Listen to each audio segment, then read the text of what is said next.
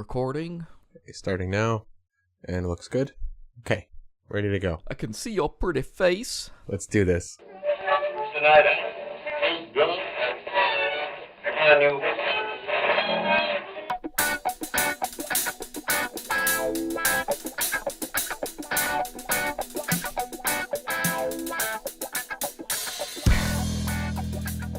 Good evening. You're listening to the Drunken UX Podcast. I am your host and good friend this evening, Michael Feenan. I'm Aaron Hill. Aaron. May I call you Aaron? You may. Okay. I don't know. Maybe your friends call you Air. Actually, at work they call me Aaron. I'm not even lying. What's the joke there? It's from Key and Peele. Yeah.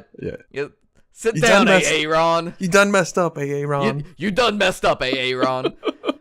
Yeah. Aaron, I am drinking this evening. I'm gonna enjoy it, and for those listening at home, you're gonna get these episodes, of course, a couple weeks apart. But we are actually recording both episodes in a row, so I'm gonna be drinking what amounts to basically a metric shit ton of Strongbow.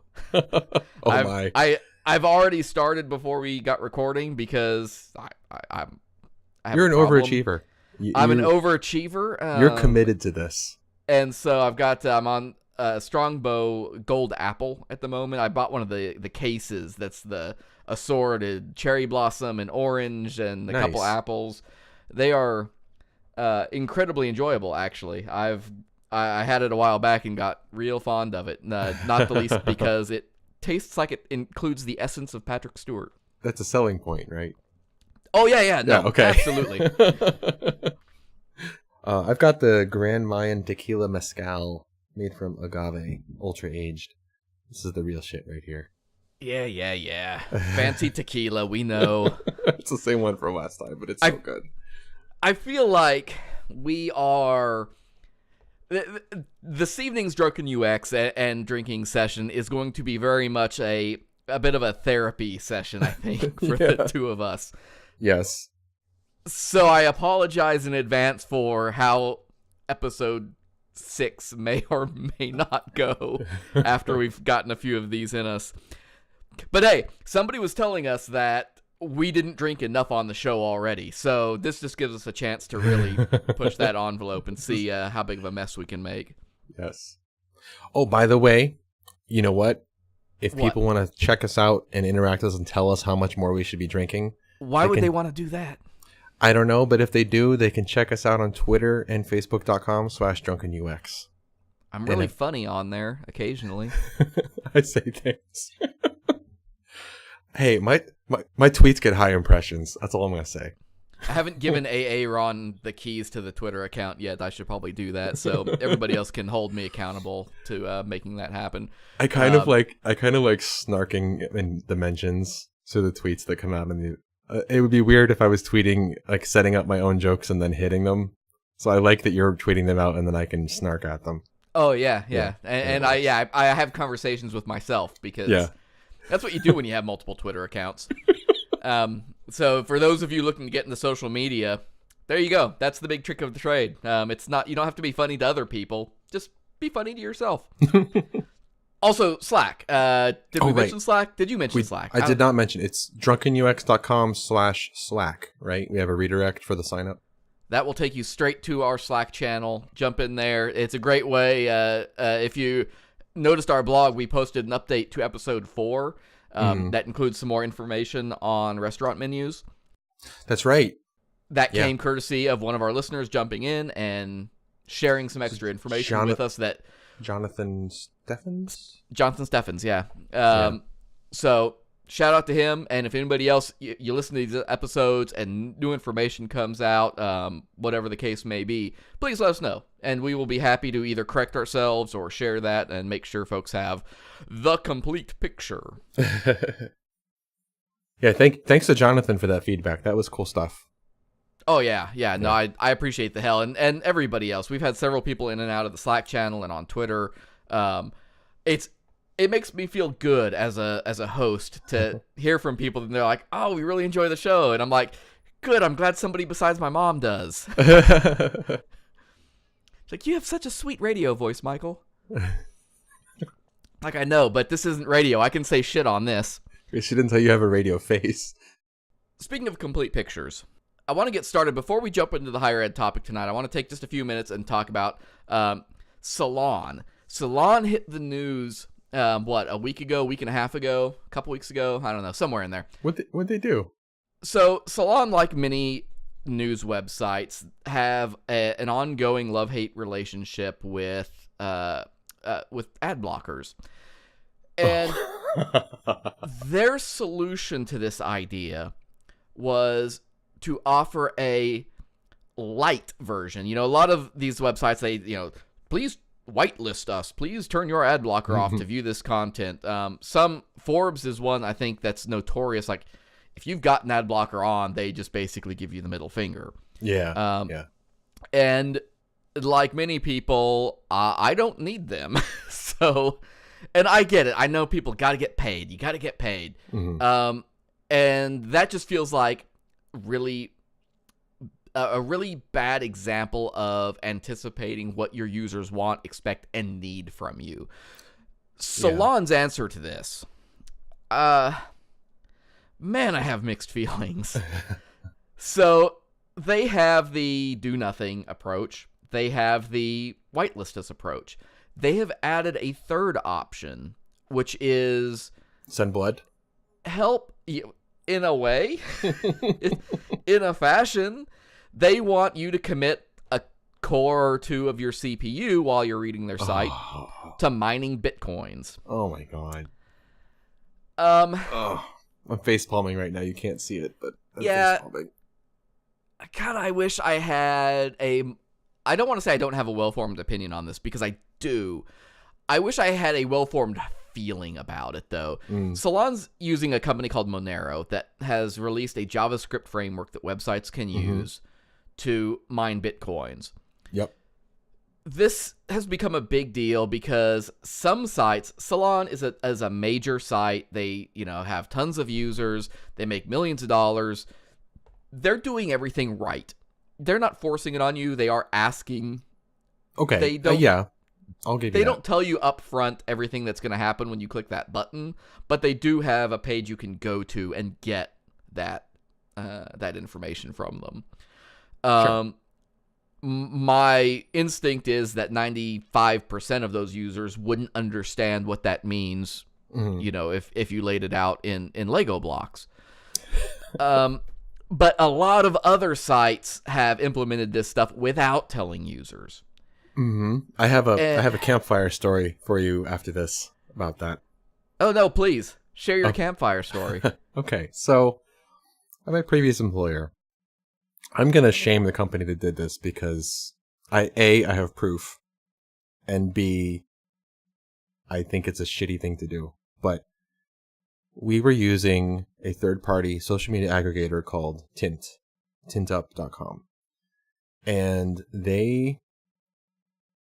one day, one of our people noticed that when he went to a certain page that had a tint aggregator on it, it pegged his CPU usage to 100%, and he didn't know why. And so he told us, and we went and we looked at it, and I popped around in the DevTools console, and I discovered that there was some WebAssembly being loaded, and I think they were using CoinHive, one of those, but anyways, they were doing crypto mining, and they weren't telling the users. Sorry, let me clarify this. They were doing crypto mining on our website of our users without getting our consent as the carrier, nor the consent of the users. And I emailed them, and I said, "Are you doing this?" And they contacted one of the tech people and said, like, "Oh yeah, we just switched it on yesterday to try it out as an experiment." And I was like, really? Because we never opted into this, and it's not in your TOS or anything. So I'm going to have to get in touch with our legal department. And our security office as well. Anyways, I don't know if that's still being used or not, because I've left that job. Not because of that, just moving on. But yeah, that was a real shitty thing to do that they did. And I have screenshots, and they will be in the show notes. Justice by Drunken UX. Right. I've been meaning to tell the story about this. I just haven't had time because the last 3 months have been incredibly busy, and I have an unfinished Medium article about it. But you heard it here first. It's tough because a lot of folks will say, well, what's the harm? If it's not interrupting your experience and it's not breaking anything, then what's the problem? And as one person put it, the problem is that it chews up, a core, 2 cores of your CPU, depending on, the way the system is set up. And, I mean, it can turn, like, a MacBook into an iron. Yeah. It can crank up that heat so high. Because it's throttling the CPU. And it absolutely can impact you if you've got a tab open in the background, you're not thinking about it, and then you go to do, like in our case, if I was trying to record this podcast right now, and I had a tab in the background that was chewing away at my CPU, I would be having all kinds of latency problems in my waveform as we're recording. It would keep stuttering because my CPU is getting throttled by this background process. Yeah. And not to mention that they're basically trying to just offload, all the electricity, all the hardware and everything to the user. Yeah. That being said, where this gets a little hairy is informed consent for that kind of process okay? I think they're doing the right thing by telling you. And I may not like it, and I would probably say, like, no, I'll take the ad version, and then I would just go into DevTools and disable the overlay and whatever. But I think that it's at least them asking you first, I think, is okay. Yeah. Bert Kessels has an article that he wrote, and again, as always, it'll be in the show notes. Great read. Go check it out. It's a very interesting look at this issue, why it exists, what the challenges are. One thing that he looks at is, if you're familiar with, and I don't know, Aaron, have you used the web browser Brave by chance? I haven't, but that's the one that the Brendan Eich from Firefox made, right? Yeah.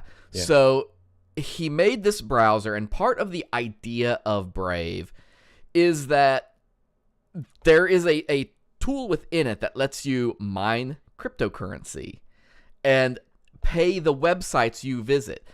Remember readability? Remember the tool readability? No. This is what happens when I have spent way too much time on the internet. So readability, what Pocket is?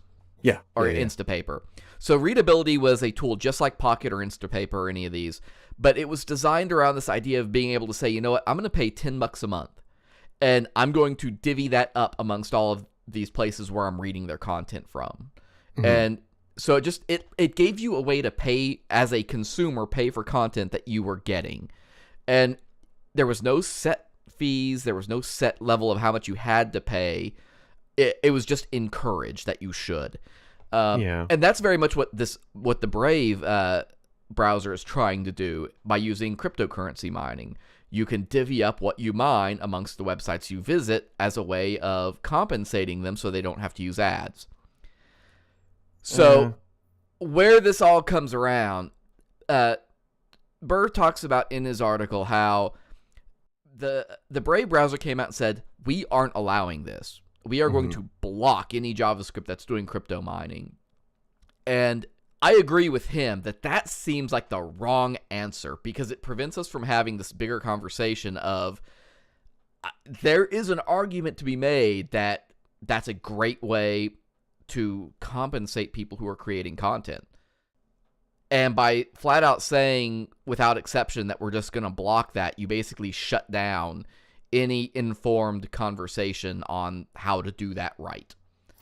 Maybe the right thing to do for Brave is to say, this site is trying to vote crypto mining. Are you okay with this? And then just say, basically like, this site wants to use your camera or know your location. Just have a different kind of pop-up that says that. Yeah, and that would probably be okay. That's the exact recommendation that Burr made. Yeah.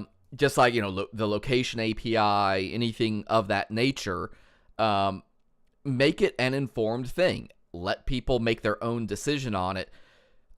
I completely agree that means you have to teach people what that means, because they aren't going to understand it, especially early on. But at any rate, it's an interesting idea. It's an idea that actually I think has a ton of potential. Also has so much room for abuse. And I think that's the real concern on my part. I think the concern I would have is what it's incentivizing. Because if you're now saying that, like, even if let's say that every website who decides to do this does it the Salon way and they get your consent, I'm opting in to doing crypto mining. Then remember when ad impressions and CPM and everything became kind of the way sites were monetized, and then all of a sudden you now see like slideshow sites, and you see sites that have one article broken into 5 pages when it doesn't need to be. Yeah, unfortunately. Yeah. So I suspect that it will incentivize sites to try to engineer their content in such a way that it maximizes the amount of time you're on the site doing the things. I don't know exactly how they'll do that, and I don't know that I want to think of ideas of how they'll do that. but I'll close out on this thought, and I think this is really the thought that drives something like this home is, what if Facebook decided to do it? Oh my God. Or YouTube, or one of these big players. Yeah. Just how would we feel, if it wasn't a small news site or a big news site, CNN, Washington Post, Fox News, whoever the case may be. But I think Facebook really is the defining character in that play. If Facebook launched that kind of functionality, how would people feel about it? Right. And I don't know the answer. Yeah, I don't either. So that's this week's Answer Aaron topic. Yes. How would you feel if Facebook launched crypto mining behind the scenes on the platform? Even if it was not even, it doesn't even have to be shady. It can be total informed consent type situation. Right. Would you be okay with it? Answer me with your feelings.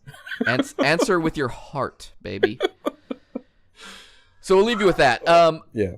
So on to the big topic for this evening. Mm-hmm. I think it probably would benefit folks to know a little bit about our background, Aaron. So in 2006, I happened to go to a little Midwestern D2 school called Pittsburgh State University. That's Pittsburgh in Kansas, not Pittsburgh in Pennsylvania, right, as everybody seems to think. 1 T in the name? No, 2 T's, no H. Oh, that's right. 2 T's, no H. We spelled it right. They were the obstinate city that refused to change. I was hired there to join their web development team, which was at that point located inside of IT. Ultimately, they came in, decided to do a whole redesign of the website, CMS implementation, the whole nine. None of that existed. Shortly through that process, they moved me to marketing. Mm-hmm. Marketing eventually moved into marketing and communication. But over the course of 6 years, I basically managed, everything with our website, from server administration and updates to the CMS administration, HTML, CSS, JavaScript coding, front-end design, content writing. I set up our Twitter, Facebook, YouTube for the first time. All the analytics, Facebook advertising, that all happened while I was there. And I was there up until 2012. So I spent a lot of years anchored into that space, and I cared a lot for it. I eventually partnered up with a gentleman by the name of Kyle James. He ran a website called .edu Guru, which hopefully a few of our listeners will have heard of. I didn't know he ran that site. I thought it was Nick. No. Okay. Nick Donardis. Yeah. Yeah, no, Nick wrote with us, along with Carlin Morissette, right, and Nikki, and Paul joined there towards the end. We had a good group of folks, right, writing about web technology in higher education, web marketing, and all of that. So that's my attachment to tonight's topic. Yeah, I started about the same time you did, 2006, September, if I recall, working at Indiana University, and we actually got, oh no, it was High Ed Checkup, or EDU Checkup was the thing that Nick did, right? Yeah, EDU Checkup. He reviewed our site, and we got an A rating. I worked there initially in IT, and then we got rolled into Marcom, and then I was there for about 4 years, and then I went on to Cornell, and I worked at Cornell for 7 years, 7 glorious years, and then I actually just left there on beginning of February, so a few weeks ago. So yeah, I've been in higher ed. I was in higher ed for over a decade. And, one of the reasons I think this is so important to us is, higher end. Yep.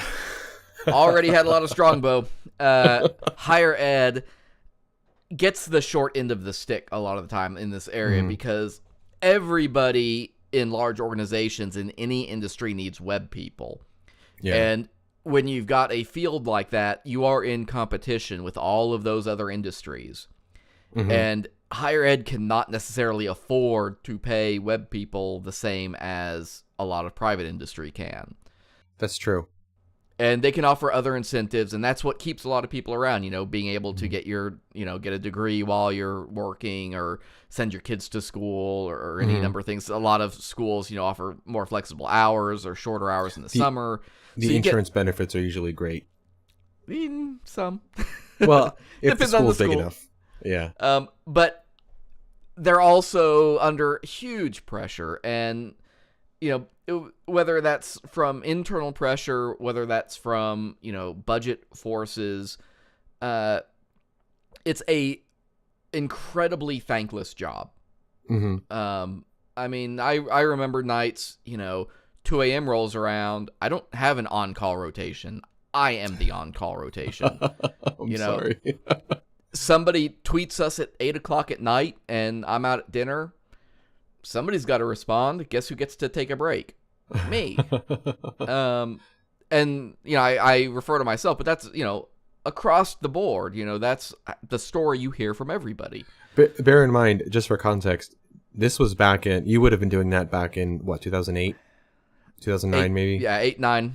Yeah, so that was back when people still tweeted through text message, and there wasn't a really good Twitter app yet. And it didn't have nearly the market penetration that it does now. So for it to tell someone oh, hold on, I'm gonna respond to a tweet, you would get weird looks. You'd be like, oh, is that Twitter thing? Tweeter thing? Or even if it was just Facebook. I gotta go answer this Facebook post. Well, why? Yeah. Well, because it's kind of my job. Dude, check out my MySpace. So that's the thing, and you leave a piece of yourself there no matter what. I'm a big education person. I couldn't be a teacher. I love kids. I would probably kill an administrator at some point because I just don't have that kind of patience. But I love teaching and I love education. And the people who really hold out in that field are all people who they're there because of the mission. And they believe in that mission. And they have a goddamn hard job. Yeah. So tonight's episode is going to be a little bit freeform. I was kind of joking, kind of not, when I said, this is going to be a little bit of a therapy session for Aaron and I think, because a lot of what we're going to talk about is just personal anecdotes, the challenges we've faced and why those challenges exist, so that if you're a user and you go to these university websites, you understand why it's not good. Or if you're somebody interested in getting into that space, know what you are getting into, because it is not a normal working environment. Yeah. So I want to go back. How far back do I have to go for this? The thing about 73. The problem with XKCD is that he doesn't date his articles. I think it is, comics. But I think it's in the source. Yeah, I'm sure it's probably in the source. I've already Control-U'd into this here. Yeah, me too. I don't see a date either. Oh, crap. It was 2010? Oh, you know what you could do? If you go to Explain XKCD, I bet they have the timestamp on that. You would think we would have done this before we started recording, but we didn't. Tough. In our defense, we've been drinking. In our defense, I've been drinking a lot. Yeah, I don't know the answer to this question. I have the page brought up. It is 9. It's from 20. It's from 2010. 10. Okay. July 30th, 2010. There you go. If you don't know what we're talking about, this is Comic 773. And Comic 773 was the XKCD about the university website. The reason that we know this and we reference this is because this comic strip has haunted higher education for 6 years. I really hope that it's Randall, right? That's his name. Yeah, Randall. That draws this. Yeah. I hope he understands what he has done to this industry with this comic strip. Because you cannot go to a higher ed conference without this comic strip coming up in somebody's slide deck. Every single time. And I am not speaking hyperbolically. It is literally every conference. Yeah. It is that bad. But that means it speaks very truthfully to that problem, and it speaks to it in a way that 6 years later, it's still true. Yeah. That's tough. So we should probably explain this, right? Yeah, that would be good. I'm assuming that you clever listeners have already figured it out where the site is, or you've looked at the show notes and you've found the link and are looking through it. Don't try to find the comic strip if you're listening to us while driving in your car. Don't do that. Don't do that. Set the drink down first, and then do it. So you know what a Venn diagram is, yeah? Yeah. Circle, circle, overlap. Yeah. That's what we have here. So in one circle, you have the things on the front page of a university website, and on the other side, you have things people go to the site looking for. Right. You made a great point about this from last week. Or not last week, right. But episode 4 with Kiss Pam. Oh, right. Yes. And so this ties back to that idea that meet the base needs of the user first before trying to do all the other things. Yeah. And I think that's really what this diagram kind of gets back to, is how bad higher ed is at that process. Right. On the left side of this comic strip, we said it's things that are on the university front page. The campus photo slideshow, alumni in the news, promotions for campus events, press releases, statement of the school's philosophy, letter from the president, virtual tour. Right. Hey now, take it easy with the virtual tour stuff. I might have a vested interest in that, I'm just saying. On the right side, things people go to the site looking for. A list of faculty phone numbers and emails, campus address, application forms, academic calendar, campus police phone number, department course lists, parking information, a usable campus map. That's really where my money is. Right. And then the one thing that both circles have, full name of item. School. Full name of school. Full name of school. That's the only thing both have in common. And yeah, it's a comic. Yeah, it's, unfortunately, this is pretty true. It's creepily accurate. Yes.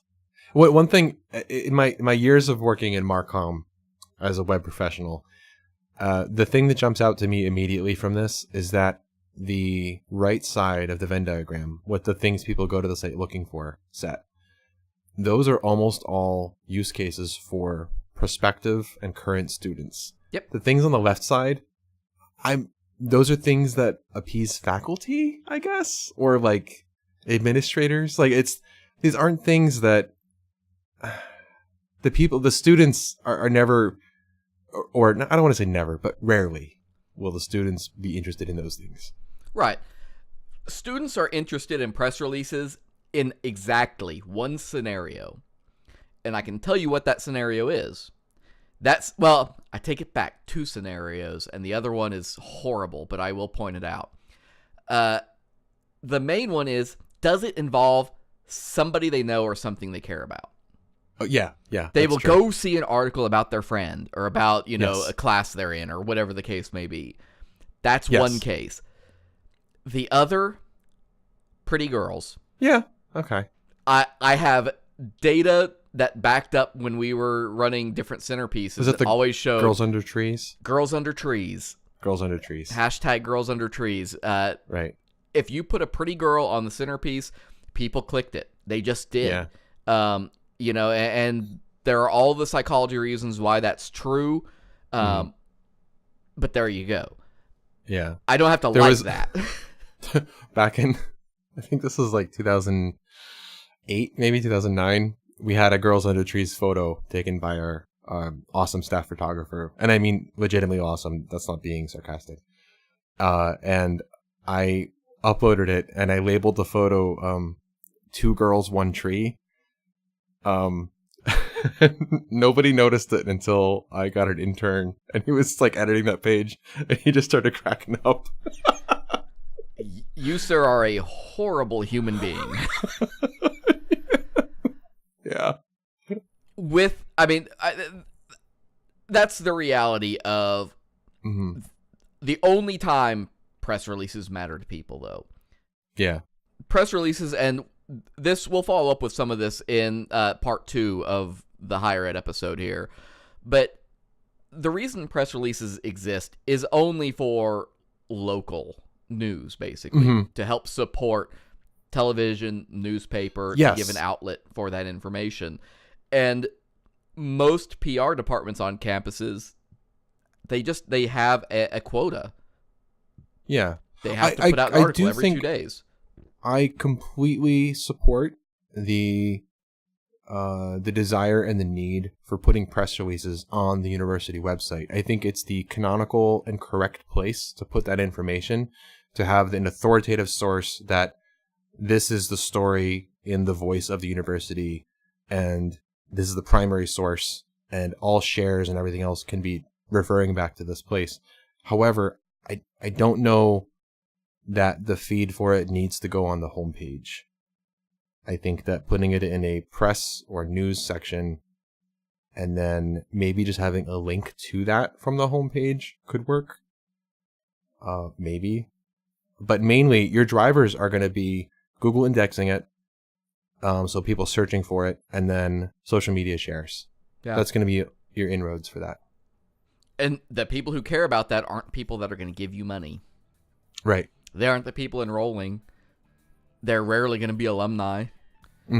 I'm sorry, but that's the hard truth on it. And I'll talk about this more in the second half, but the reality is most schools to this day still do their news section badly. Not just on the homepage, but in general. They do their news section badly. And I'll give you some tips on how to not do that. And that's true for a lot of organizations, for that matter. So, I mean, that advice, I think, will cross-pollinate all right. Stay tuned to the Drunken UX podcast. When we return, we'll be looking at Arizona.edu and what they've done to help solve the problem of their homepage. The Drunken UX podcast is made possible by our friends at Gasmark 8. Gasmark 8 is a web hosting firm with data centers in New York, San Francisco, London, and Frankfurt. Customers of Gasmark 8 enjoy free SSL certificates, sites that are served over HTTP2, and the experience of owners who designed a service around the needs of their customers. Listeners of the Drunken UX podcast can enjoy service for $10 a month. Just sign up at gasmark8.com/drunk. That's gasmark, the number 8.com/drunk.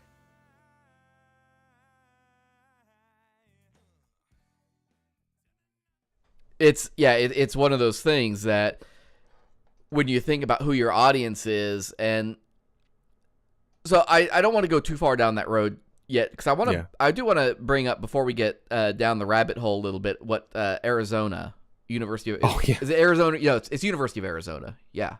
Yeah, it's it's at.arizona.edu. Yeah, University of Arizona. That's right. Yeah.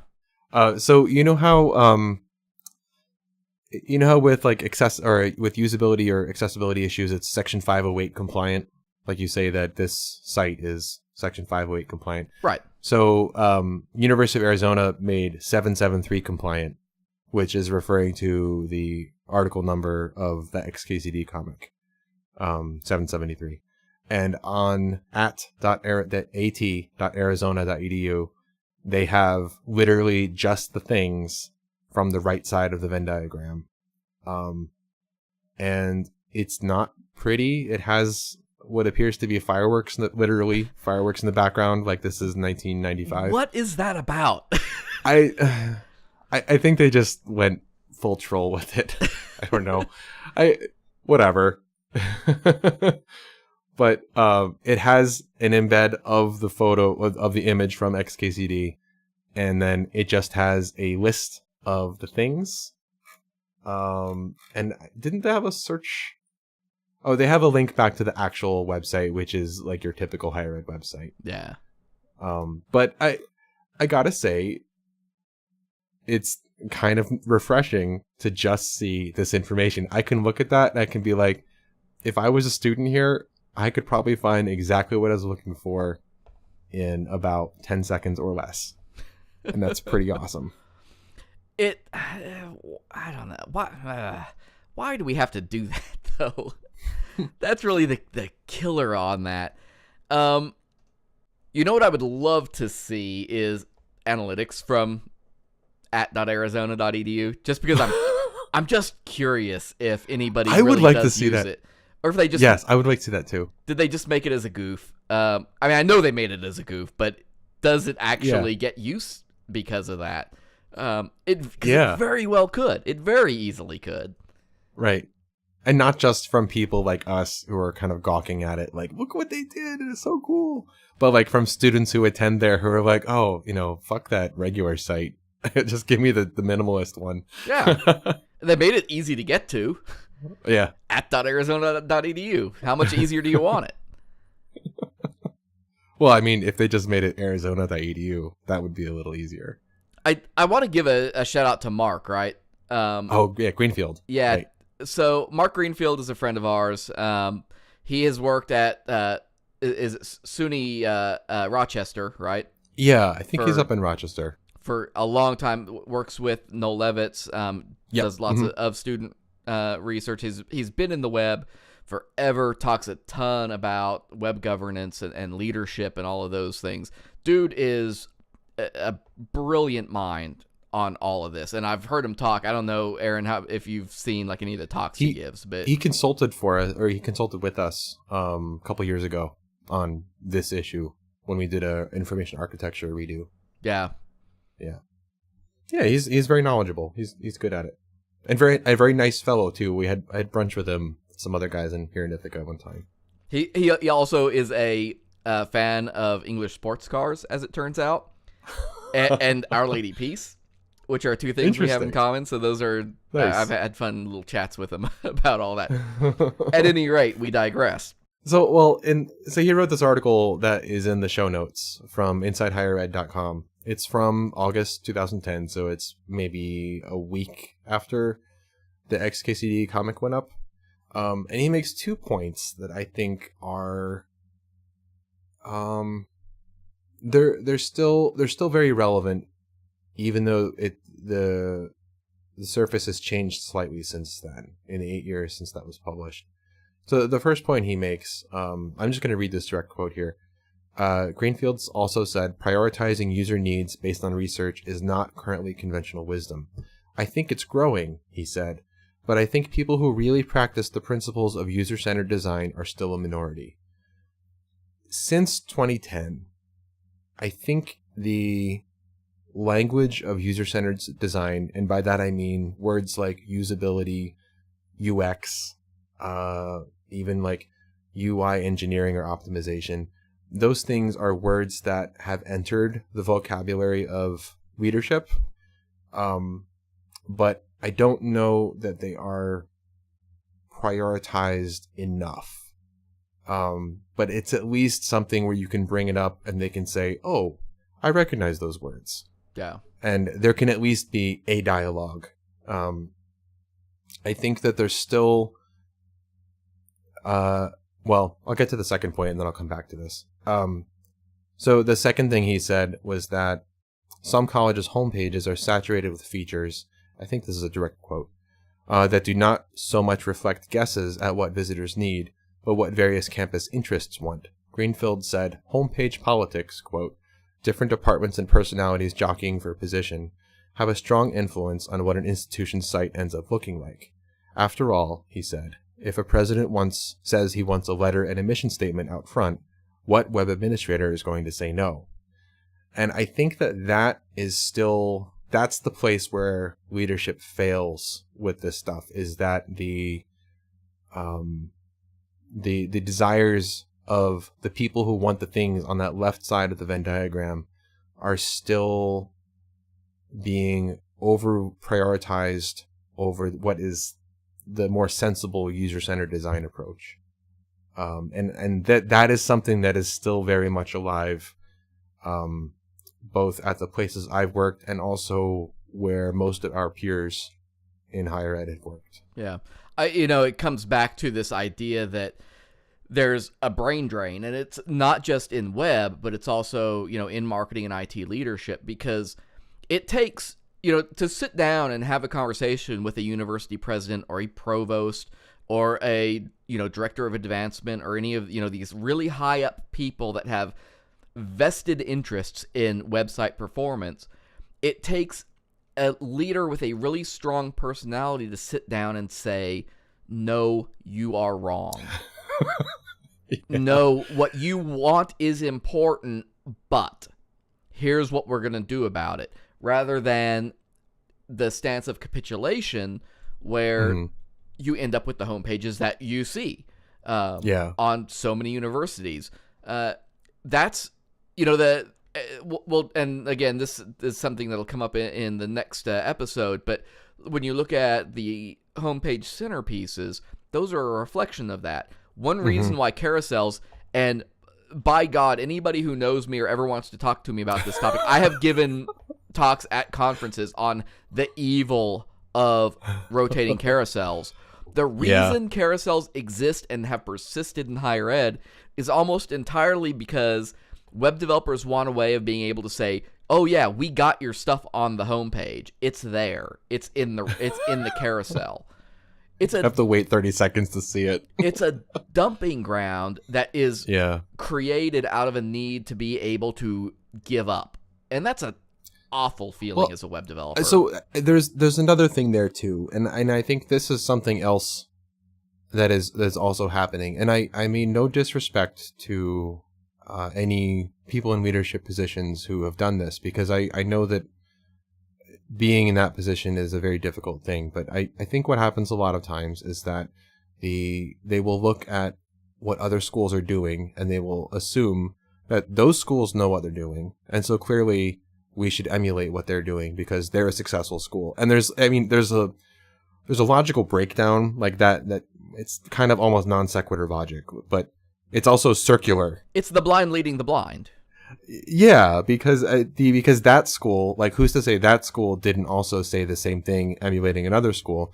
And at some point you're going to get back to like the original school, and it's just going to be someone who is like either capitulating to their leadership or just trying something out because they want to, or because whatever, but I think that if you're emulating someone else's design, even if they're a successful institution, it doesn't mean your decision is bad, but it should be more closely evaluated for its own merits and whether or not it applies to your institution.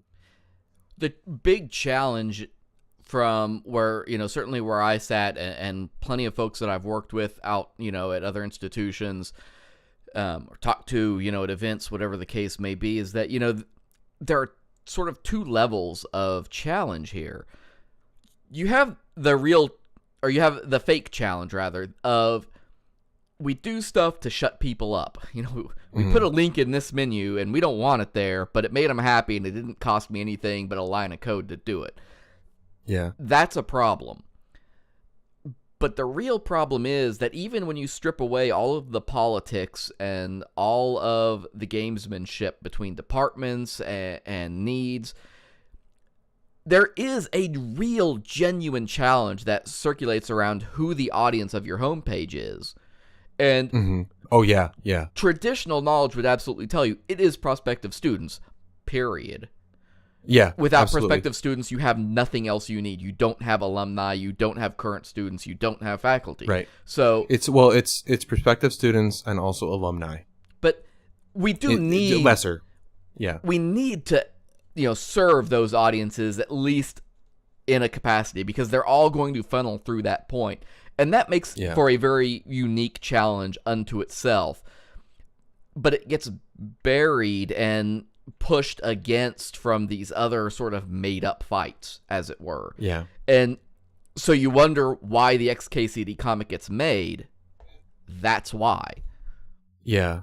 I think that the issues, so the primary, if you're not a higher ed person or haven't worked at higher ed Marcom, the audiences that higher ed deals with are, you have prospective students, which is usually teenagers or people getting ready to leave high school. So people you want to apply and come to your school. Then you have current students, people who have already enrolled and are paying you tuition. And then you have alumni, which are people who have graduated and are potential donors.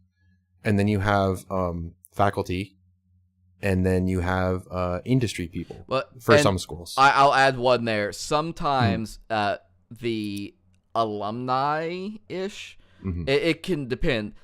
Parents get thrown into one of those groups usually, whether it's the alumni group or the prospective group.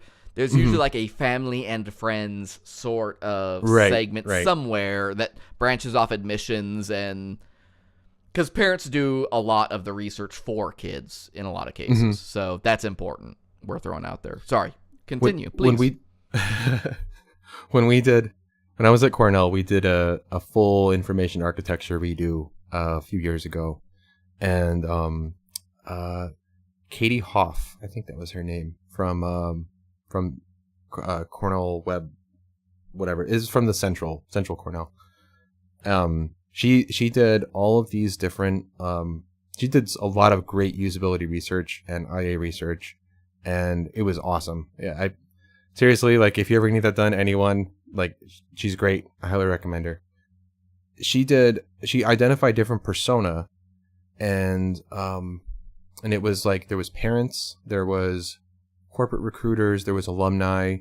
Current students wasn't one of them, but that was sort of a strategic leadership decision, which in this context made sense. But and then prospective students, and the parents were sort of rolled into that, but we had kind of a segmentation within that.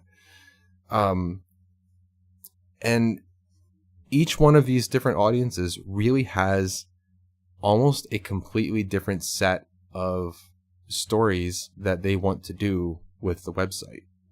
Like, parents want certain information that is almost mutually exclusive entirely with what a corporate recruiter or an alumni would want.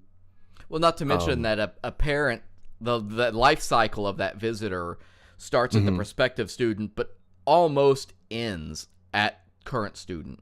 Because once if their kid gets enrolled or doesn't, either way, at that point, the parent's role in the website largely disconnects. There are a few issues, but as far as like a primary audience, they certainly drop off the radar. Whereas a student goes through 3 life cycles: prospective student, current student, alumni. Some I have plenty of friends who are now faculty at different universities that I went to school with. So now they've entered the 4th phase, so to speak. Those life cycles are utterly different in alien ways to each other. Yeah. When I was at IU, my director there, Rob Zinkin, he's an awesome guy also. I think he works for Bloomington now.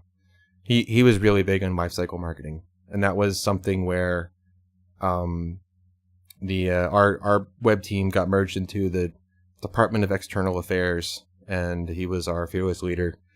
And we had, there was an absolutely direct chain of custody between the admissions people and the campus life people for current students, and also some other administrator things like registrar and whatnot.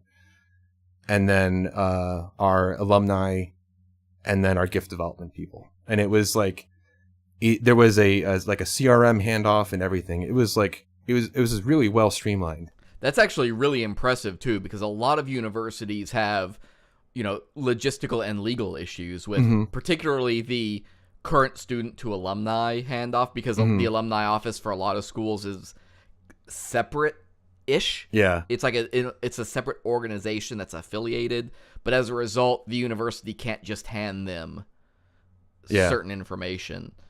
We won like 3 Case 5 Gold Awards that year.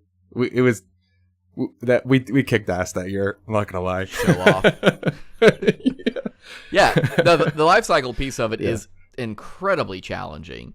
And again, that's for a million different reasons that make this job just super challenging. If you love a challenge, work at a higher ed website, and you're going to understand what it means to have questions that just don't have answers, or have answers that make no sense at all.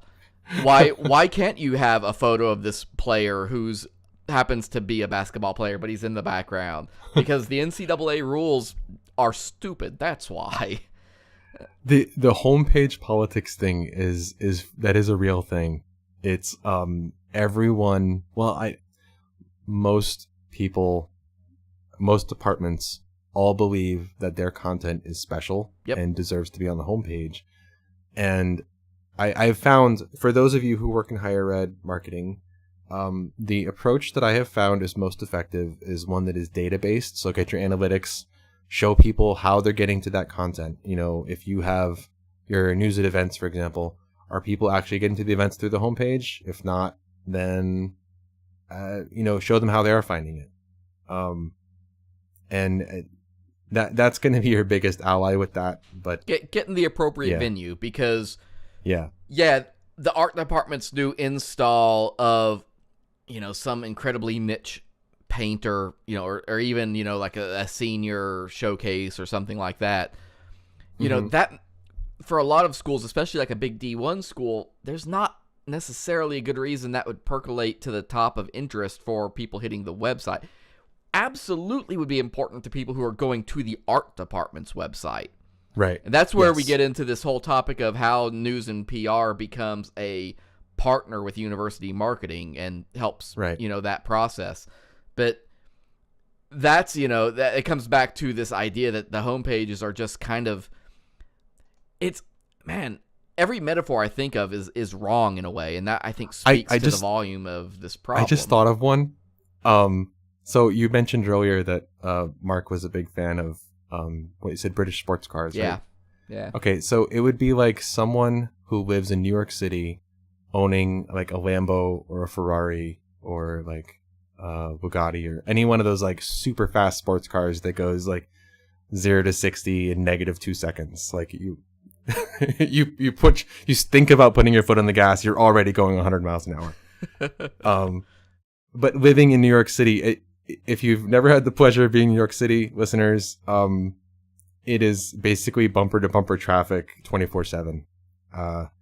And you might be going bumper to bumper at 80 miles an hour, but it's bumper to bumper. And you don't have the freedom to move around that would be the kind of thing that you'd want to have a sports car for that. So basically, but people have these kinds of sports cars in the city because it projects that image of, oh, I am wealthy and important. Look, I have a sports car. And I think a lot of times the higher ed university websites have a certain look to them because it projects that kind of image. Look, we're an important university. Look at our website. We have all the things. Even if we can't always make the turnoff that we want to make because everybody's blocking us in. Yeah, exactly. Dylan Wilbanks wrote an answer as well to that XKCD article right after it came out when he was, I think, still at University of Washington. And one of the things he kind of got into was, they looked at some issues like at the advising office and how they could change the way people use their website by actually figuring out genuinely the information people were looking for on the website and putting that there. Now, pardon me. Like an FAQ? Yeah, pardon me if that sounds extremely obvious. Because it is. But this goes back to this idea of how hard it can be sometimes to get the obvious thing in place. And what they found was it freed up their staff because now the staff did not have to answer those questions constantly on the phone and emails in person. They were able to spend time answering, more detailed questions with people. He says that, a university website is a tool for finding answers. What? Do you have the program I want to study?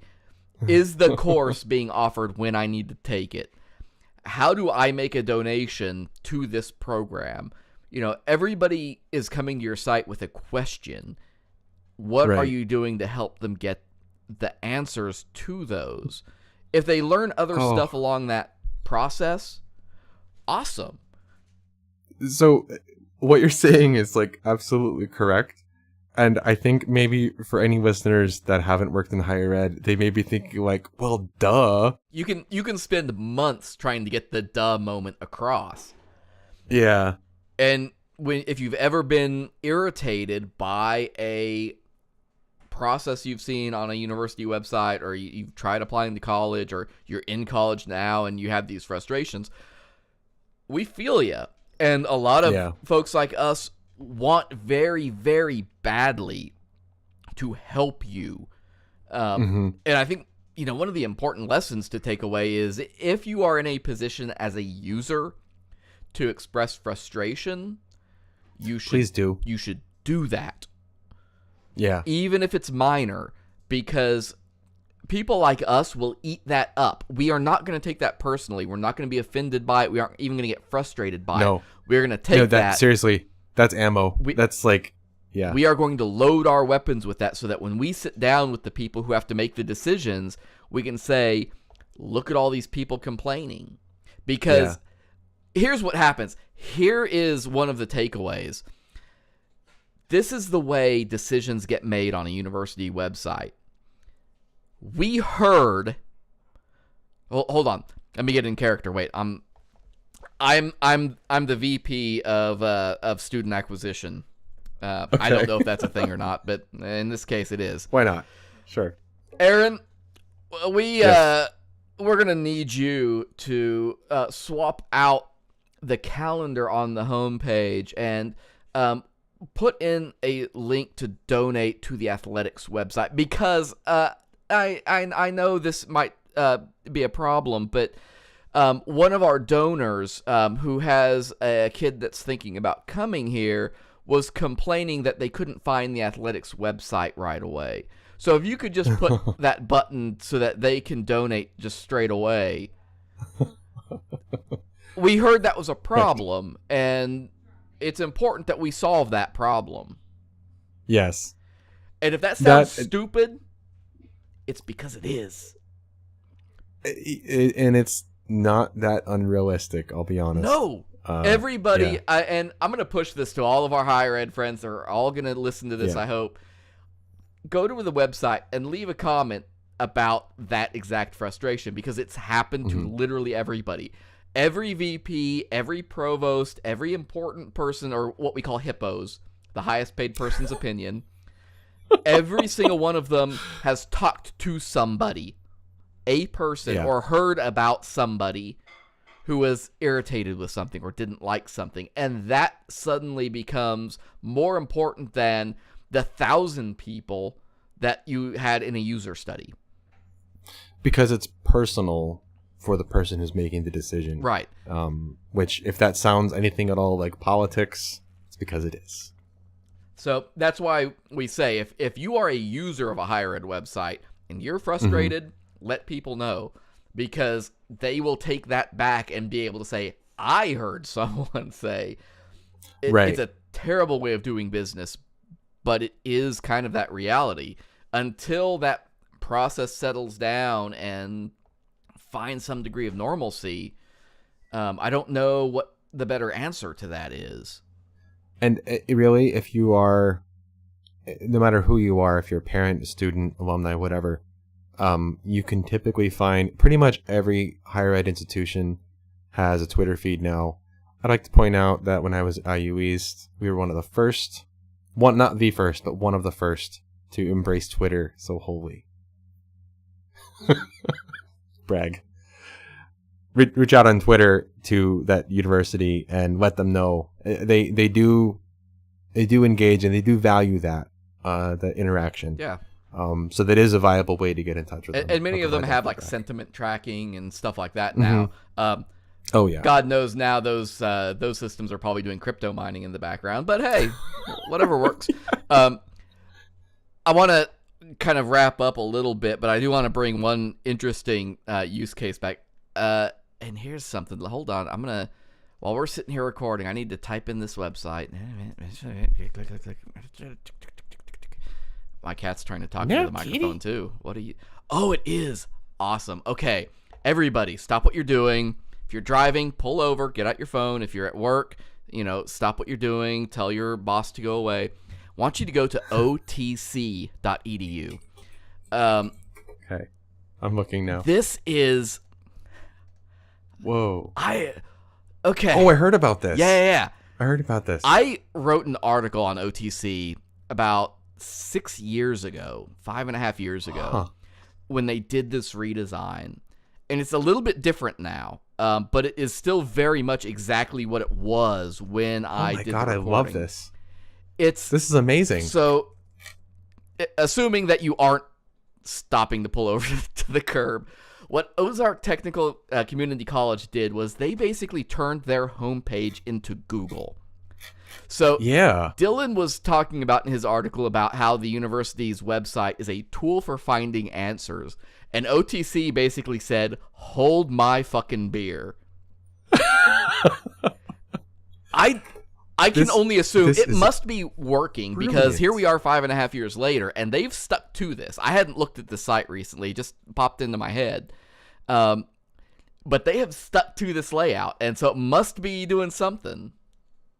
So I'm looking at the site right now, and it is like a giant, what can only be described as like freshman starter kit in the background. Bunch of books, a laptop, glasses, planner, phone, plant, coffee. And then it has search bar, search field in the middle with a search button and a start here button. And if you click on start here, it takes you to like a page that has really easy to read like blocks that are actually the things that I would care about as a prospective student. And this is a community college. Let that sink in. This is amazing. These folks are actually real near to where I'm at, which is, one of these days I'm going to go over there and have a sit down with them just to pick their brain. Now, one thing I do notice that has changed, when they did this redesign originally, it literally was just a search box. Now, I do notice you can scroll down that page, and now there is stuff below the search area, though the search area still loads as a takeover. I think they're using tint. Yeah, they have a little thing here that indicates, more and go down. So that's all well and good. And they've got a little slide out menu from the right and everything. But they've really embraced at least the idea that people just want to come to their site and get an answer to something. So we're going to give you a tool to do that. It's phenomenal. I love it. Like I wish every university site was like this. Really. Oh my gosh. I'm going to do a test here. So I just did a search. I said, show me biology degree. They're using a Google custom search engine from the looks of it. And, oh man. Oh yeah. I wish they were doing better though. The first couple links are indeed program biology. Yeah. They're also using key matches. So that I don't know if they're using custom search or maybe a search appliance because they have key matches here. The key matches did not match the biology degree program. So. Oh, okay. I see. Maybe they don't have one. Well, no, they do. They have obviously because it's the first couple links here. Yeah. So. And when you click on the link, it takes you to the page that has all of the courses that it has basically the total course syllabus, the matriculation thing. It's all laid out. You can literally see every course, and every one of the course titles links to the course details. Yeah. This is awesome. It's wild. So that'll be the example we leave you with here at the end of this little talk session. I want to really one last thought about this. Just so, even with all those minimalist, we didn't mention it, but in the top right corner, there's a hamburger menu. So I'm presuming that it's responsive. Yeah. And if you pull out the hamburger menu, it has some of the typical links you would expect to see, like schedules, workforce, student calendar, news, employment, etc.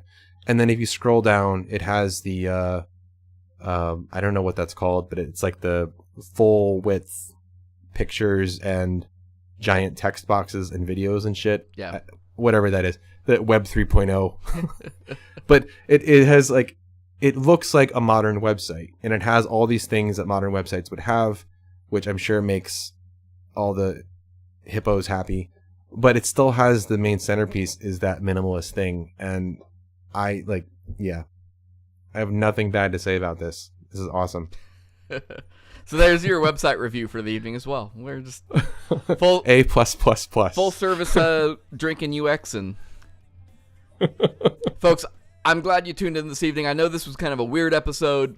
We promise the next one will be a little bit more structured than maybe what you're used to this point. But hope you enjoyed it. Hope you found something useful. Hope you had fun, if nothing else. Right? Yeah.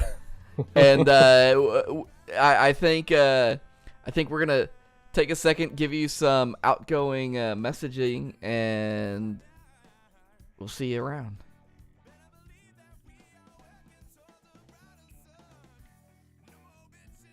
This episode of the Drunken UX podcast is brought to you by GasMark 8. Look, web hosting is not sexy, it's just something that's kind of there. You pay every month to the big hosting company that secretly owns all the smaller hosting companies, and you get slow speeds, oversold servers, and terrible support. But the reality is, the couple extra seconds it takes for your website to load could mean lost customers or clients. Less customers equals less money. Where do you go if you want super fast, reliable, and affordable web hosting and you don't really want to babysit a Linux server 24/7? GasMark 8. Their hosting environment is built for speed and security. All SSD storage? Check. Blazing fast WordPress? Check.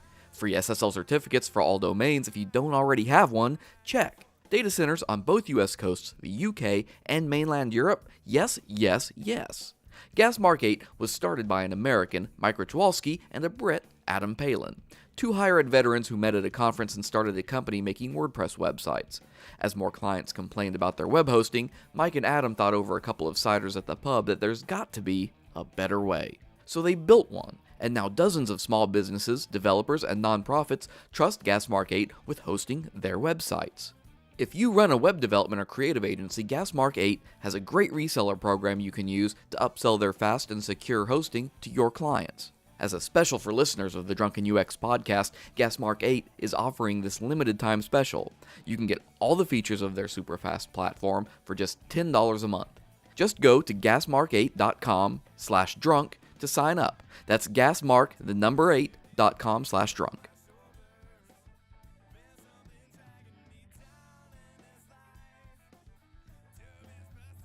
Once again, if you want to check us out and interact with us and give us feedback and tell us what you think about us, feel free to connect with us on Facebook and twitter.com/drunkenux.